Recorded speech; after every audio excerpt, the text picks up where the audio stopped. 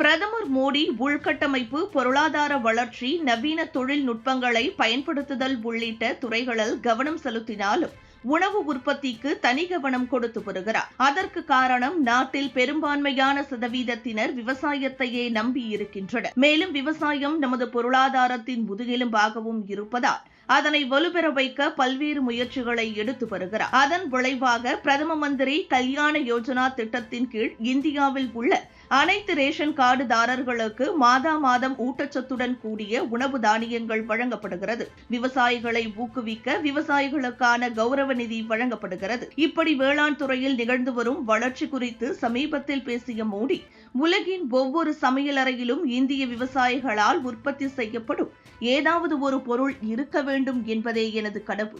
இந்த ஆண்டு பட்ஜெட்டும் இந்த கண்ணோட்டத்தை முன்னோக்கி எடுத்து சென்றுள்ளது. பிரதமர் தன் தானிய யோஜனா பட்ஜெட்டில் அறிவிக்கப்பட்டுள்ளது.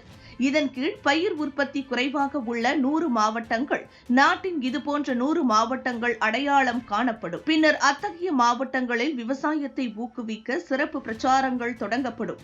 வளர்ச்சியடைந்த பாரதம் என்ற இலக்கை நோக்கிய எங்கள் தீர்மானம் மிகவும் தெளிவாக உள்ளது. விவசாயிகள் வளமான அதிகாரம் பெற்ற வகையிலான இந்தியாவை நாங்கள் உருவாக்குகிறோம். இந்தியா ஒரே நேரத்தில் 2 முக்கிய இலக்குகளை நோக்கி செயல்பட்டு வருகிறது. ஒன்று விவசாயத்துறையின் வளர்ச்சி, இரண்டாவது கிராமங்களின் செழிப்பு ஆகும் என்று கூறினார்.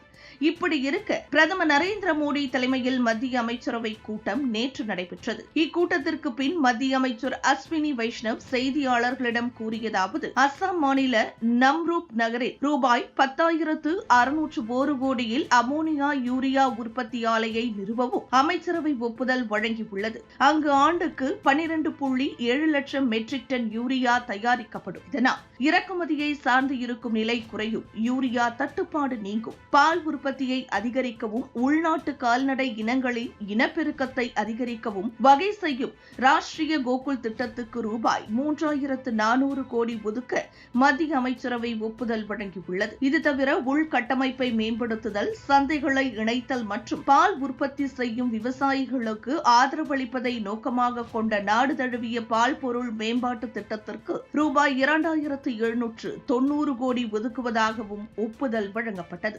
டிஜிட்டல் பண பரிவர்த்தனையை ஊக்குவிக்க குறைந்த மதிப்புள்ள பீம் UPI பரிவர்த்தனைகளை ஊக்குவிக்கும் திட்டம் 2024 முதல் 2025 நிதியாண்டுக்கும் நீட்டிக்கப்பட்டுள்ளது என்று மத்திய அமைச்சர் அஸ்வினி வைஷ்ணவ் அறிவித்தார். இந்த அமைச்சரவை ஒப்புதலை ஆராய்ந்து பார்க்கும் பொழுது ஒரு விஷயம் நன்றாக புரிகிறது. தொழில்நுட்பம் மற்றும் வேளாண் துறைகளை பிரதமர் மோடி சரிசமமாக தன் இரு கண்களாக வைத்திருக்கிறார் என்பதையே காட்டுகிறது என்ற விமர்சன பார்வை உருவாகியிருக்கிறது. இதுபோன்று முக்கிய நிகழ்வுகள், அரசியல் தகவல்களை ஆழமாகவும் மாறுபட்ட கோணத்திலும் அறிந்து கொள்ள மறக்காமல் உங்கள் IND தமிழ் 24/7 பக்கத்தை பின்பற்றிக் கொள்ளவும். உங்கள் ஒவ்வொரு ஆதரவும் இதுபோன்று பல நிகழ்வுகளின் பின்னணியை அறிய உதவும்.